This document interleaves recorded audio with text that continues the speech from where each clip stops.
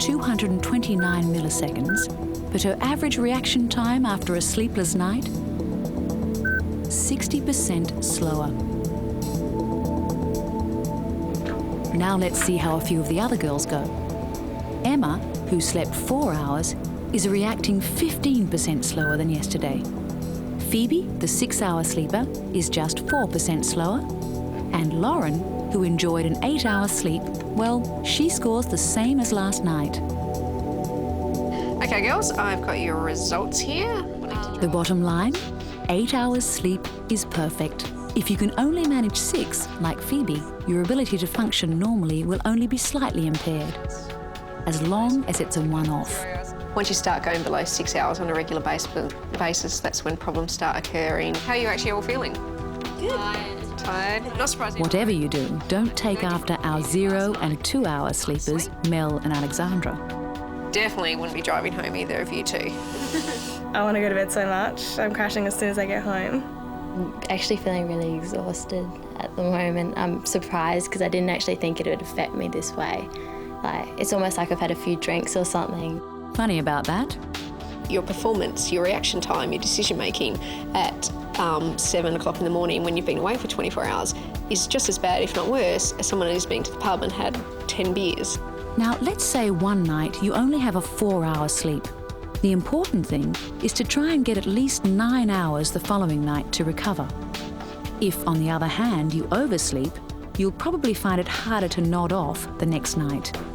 Not surprisingly, Lauren, you're looking fine. No different from what you did last night because you had your full night's sleep. As Lauren demonstrated so well, 8 hours is just what the doctor ordered. If you could at least get 7 hours or more, that would be fantastic. And you're unlikely to see any daytime effects or impairment. Need more convincing? Listen to this. A much-lauded sleep experiment found that when participants were taken away from all timekeeping devices and exposed to 24-hour daylight in the Arctic Circle, their natural body response was to sleep for more than 8 hours. In fact, 10 hours was the average. Don't just listen to the experts. Listen to your body. Now here's some more food for thought. A recent Canadian study found that sleep-deprived children are 3 times more likely to become overweight. The reason? Short nights of sleep boost the concentration of a hormone that increases hunger. The bottom line, if you're missing out on sleep, it not only makes you feel tired, it's actually downright bad for you. And were you surprised at our findings on the chocolate story? I must say I thought they caused pimples, but I suppose I must have been wrong.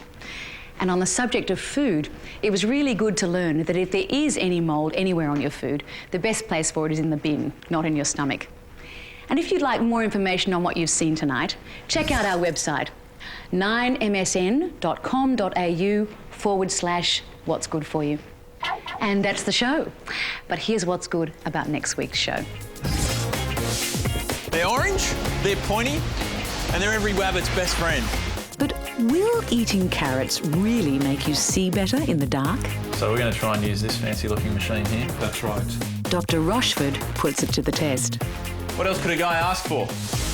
Generally can't get good sleep at night. 2 million Australians are suffering from insomnia. It's affected our relationship. So we're going to road test 3 common treatments. You're going to go and count some sheep. Water is one of the few things in life we can't do without. But what's the best way to drink it? From taps, filters, or bottled water? Layla checks into the lab to find out. Okay, well, here are the results. Mom, can I go for a swim? No, sweetie, you've just had lunch. We're always being told not to go swimming directly after we've eaten. We're going to see what happens when swimming and eating are combined. Slats chows down on burger and fries so he can uncover the truth. 3, 2, 1, in the pool!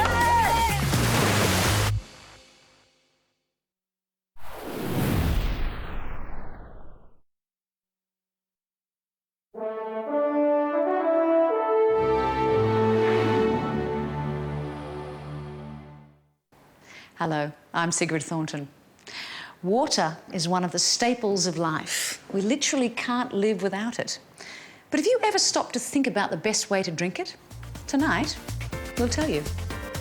The bottled water industry is booming. Layla McKinnon compares and contrasts bottled, filtered and tap. Should parents be concerned that there isn't enough fluoride in bottled water for their children's teeth? Kids, I've just got some carrots. Do carrots really make us see better in the dark? So we're going to try and use this fancy-looking machine here. That's right. Dr. Rochford puts it to the test. What else could a guy ask for? Generally can't get good sleep at night. We've got 2 million insomniacs in this country. So we're going to road test 3 common treatments. Mom, can I go for a swim? No, sweetie, you've just had lunch. We're always being told not to go swimming directly after we've eaten. We're going to see what happens when swimming and eating are combined. In the pool! My mum was forever telling me not to go back in the water after eating, but she was always pretty vague on the whole why thing. Soon enough, we'll know if she was right as we reveal what's good for you. Hey, what's good for you? Did your mama tell you what's good for you? Did your mama tell you what's good for you? What's good for you? They're orange, they're pointy, and they're every rabbit's best friend. I'm, of course, talking about the humble carrot. Now, any nutritionist will tell you that carrots are chock full of goodness and the essential part of any healthy diet. But more specifically, carrots are meant to be good for your eyesight. As the old joke goes, no one's ever seen a rabbit wearing glasses. So, now I'm going to be the bunny. And I'm going to put this little theory to the test. If I eat a whole heap of these, will I see better in the dark? Kids, I've just got some carrots. Hold out your bowls. Good for you guys. I hate carrots. They're my least favourite food. Doesn't matter, they're so good. Mums all over the world have spent decades telling their kids to eat up all those soggy, boiled, yucky carrots because They're really good for your eyes. Just a few carrots, they're great for you. Now let's get down to the testing. An experiment of this nature demands that I eat carrots, and I mean lots of carrots. Before we do that, we need to find out just how good or bad my eyesight is right now. And I know just the man for the job. Is there any real correlation between carrots and how good your eyesight is? We need the vitamin A in carrots and other food as a basic building block for vision. And vitamin A deficiency certainly gives rise to vision problems. So vitamin A is vital for sight, and carrots have a lot of vitamin A. But if I eat more carrots, will that make my eyesight even better? So I'm planning on eating 15 kilos of carrots. Is there any way of testing how good my eyesight is now before I eat them and then after to see if there's any improvement? Yes, we can run you on a dark adaptometer beforehand and afterwards, and that tests your night vision and the speed with which you adapt to the low light levels. So we're going to try and use this fancy looking machine here? That's right. All right, okay. Okay, we can turn the lights out and then put your chin on the chin rest, forehead against the bar, and look at the red spot that you can see just above straight ahead. I'm going to turn a bright light on for 5 minutes. So I want you to look straight ahead. I'll turn it on and you can look around the bowl. Now we'll turn it off. And I want you to look at the red spot and then tell me when you can see the stripes and whether they're vertical or horizontal. They're horizontal now. Okay. Horizontal. Okay, disappeared now. So, Prof, you've got my results. How's my night vision? Well, everything there's within normal limits. It looks perfectly okay. So if carrots really are good for night vision, where would you expect my graph to be next week after 15 kilos of carrots? Well, I'd expect to see all of the points to be lower on the chart. Now, before I begin crunching, here's the word on how the link between carrots and better eyesight gained currency.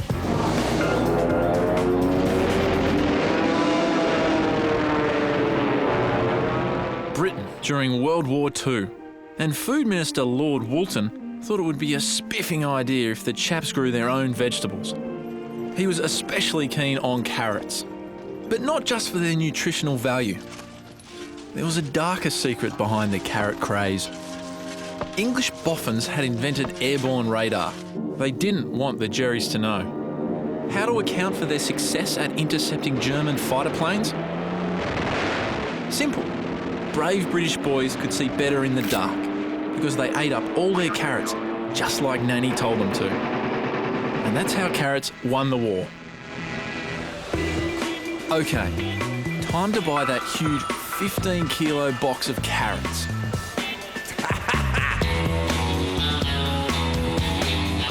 Now, let's see. Carrot juice, carrot cake, carrots for breakfast, lunch and dinner. This better be worth it.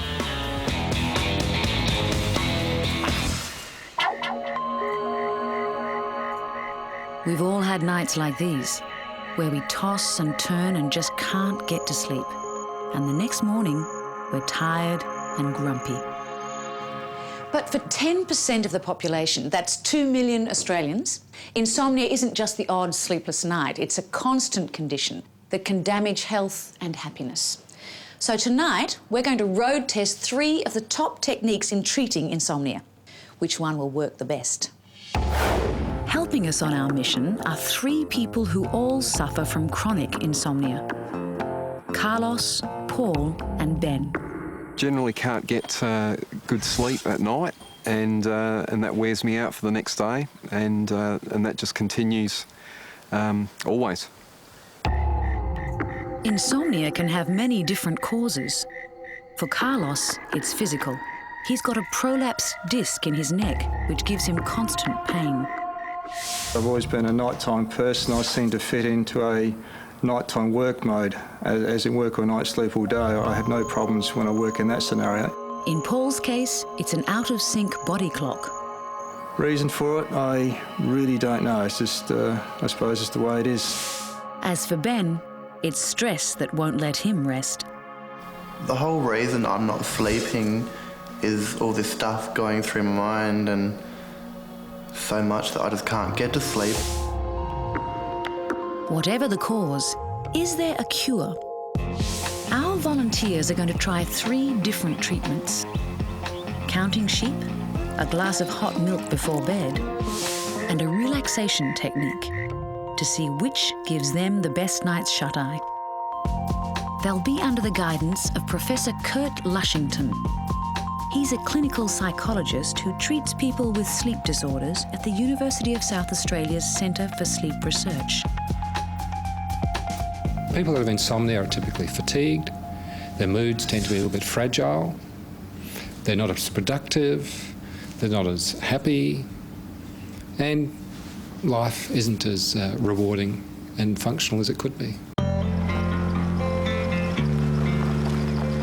And it's not just the insomniacs themselves who are affected. Both Carlos and Ben have partners who also suffer. It's affected our relationship, basically, because the following day he's stressed out and he's quite nasty towards me.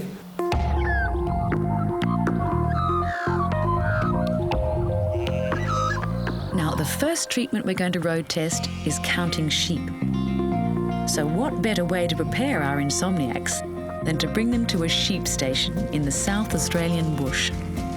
Welcome everybody, my name's Kurt. Professor Lushington's come along to supervise the treatment. And farmer George Hawker is going to treat our insomniacs to some basic training in how to count sheep. You're going to go and count some sheep. Now, there's no science attached to it. Some people count in 2s, some people count in 1s, some people count in 3s, some people count in 4s or 5s. It's up to you. I count in 2s.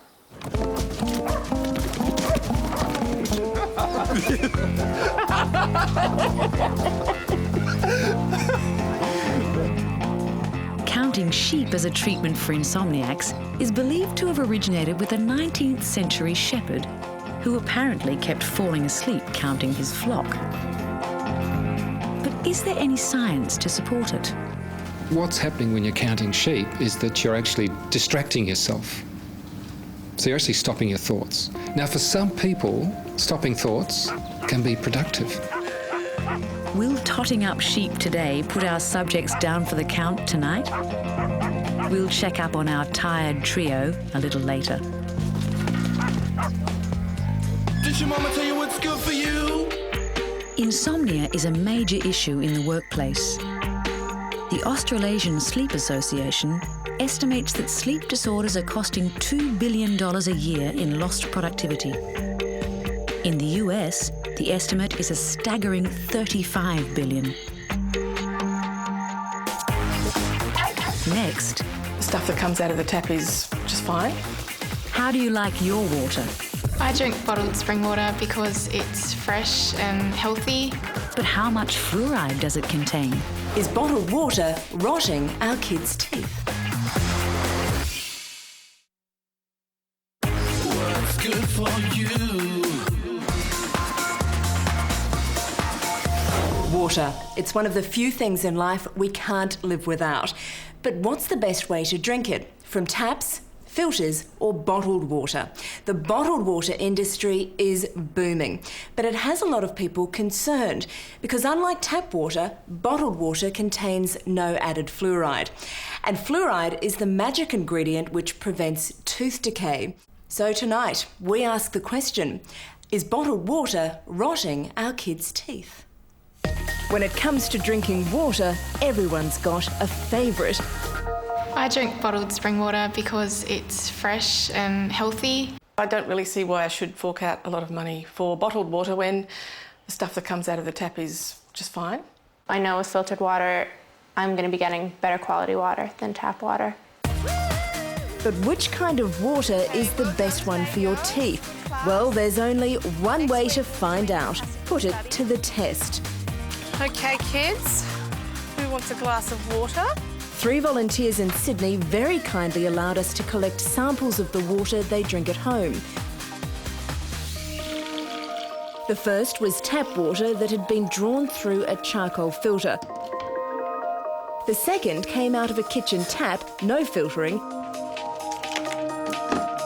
And the third sample was retrieved from an office water cooler, the big bottle variety.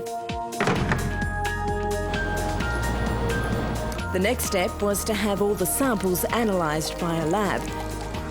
We had the 3 different water types tested for things like heavy metals, fluoride and anything else that might be lurking there. OK, well, here are the results. The Sydney tap water turned out pretty much as we expected. It contains traces of lead and copper from the pipes in which it's transported. It also contains fluoride, which is added by Sydney Water to protect our teeth. Now, the charcoal filtered water, no surprises there either. All of the heavy metals are filtered out, but it still contains fluoride, so that gets a big tick from dentists. Now, one surprise I did find was with the bottled water. It does contain fluoride, about half the amount that's in the tap water. It's not added by the bottled water company, so how does it get there? Tony, we need you to clear up a mystery for us. Tony Gentile is the Executive Director of the Australian Bottled Water Institute. So why is there fluoride in bottled water? Where does it come from? Well, it occurs naturally. Bottled water is usually found in underground caves and the water is filtered through sandstone, and you'll find small amounts of fluoride occurring naturally in almost all water in Australia. So, fluoride occurs naturally in water. But remember, our bottled water sample only had half as much fluoride as the Sydney tap water. And that's a problem, according to the Australian Dental Association. Within Australia, no additional fluoride can be placed into bottled water supplies. The majority of them, though, do not provide fluoride at a level where it's going to produce a benefit, a known dental benefit.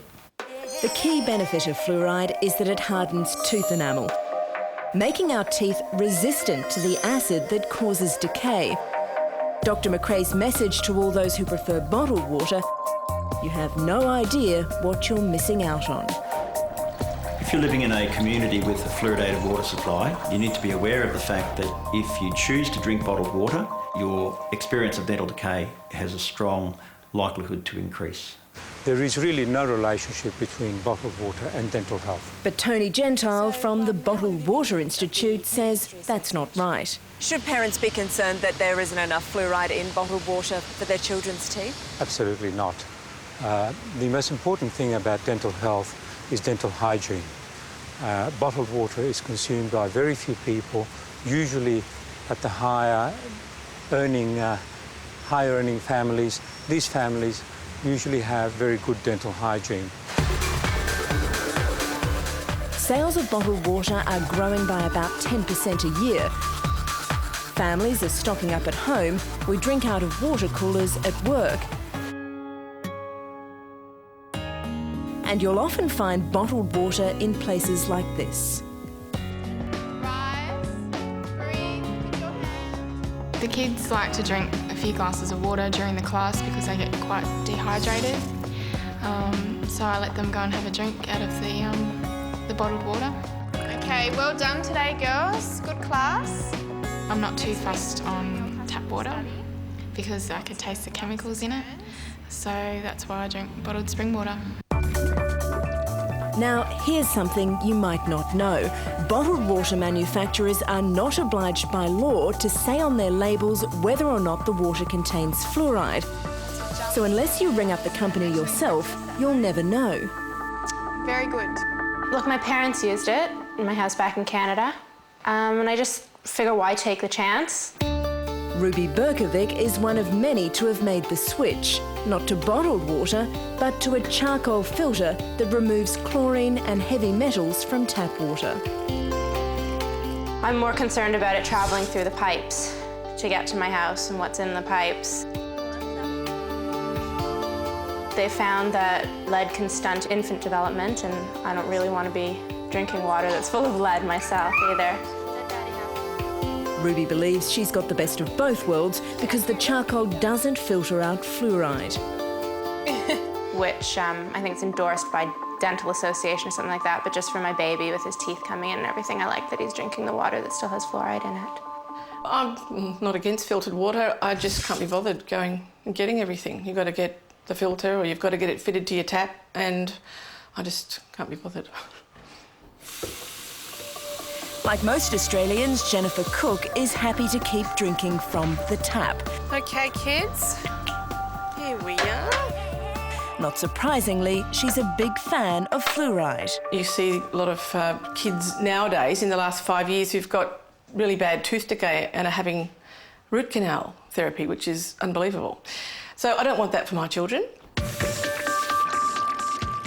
So what's the best water to drink? Straight from the tap like the Cooks, after it's been filtered like the Berkovics, or, like Kelly Watson does, from bottles? Well, from what we've seen, it seems that charcoal filtered water comes out on top because it takes out the traces of heavy metals but leaves in the fluoride. Of course, many people are going to prefer to drink bottled water, and that's fine, except there's no way of knowing how much or how little you're going to get in the way of fluoride. But for many of us, the cheapest and easiest option is to simply drink fluoridated tap water. It's worked for me all my life, so why change now? Cheers. There's one more twist to this story. Even if you're a fan of tap water, it doesn't always mean you're getting the fluoride you need for your teeth.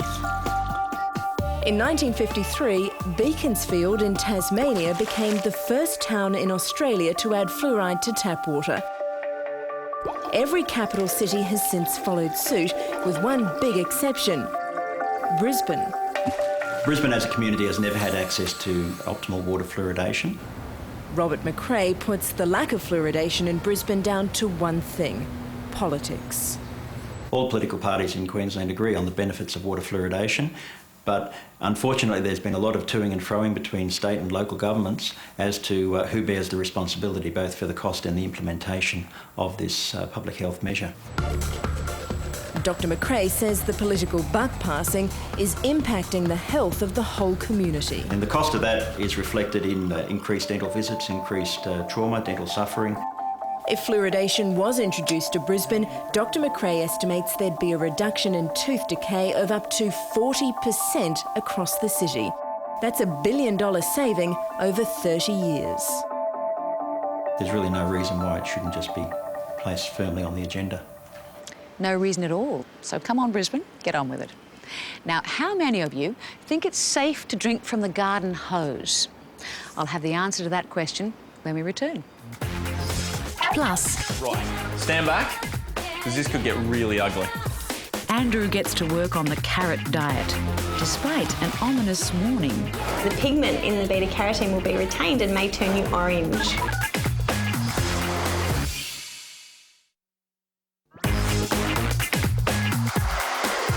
question, is it safe to drink from the common garden hose? Answer, no. For a start, chemicals from plastic hoses can leach into the water. Second, the thread at the end of the hose can be contaminated with germs. Third, non-drinking water can get sucked back into your hose after you've cleaned the pool or filled a bucket or cleaned a drain. The bottom line, not a good idea. Did your mama tell you what's good for you? I'm on a quest to find out whether eating carrots is going to make me see better in the dark. But before I start this high carrot diet, I'd like to know if there are any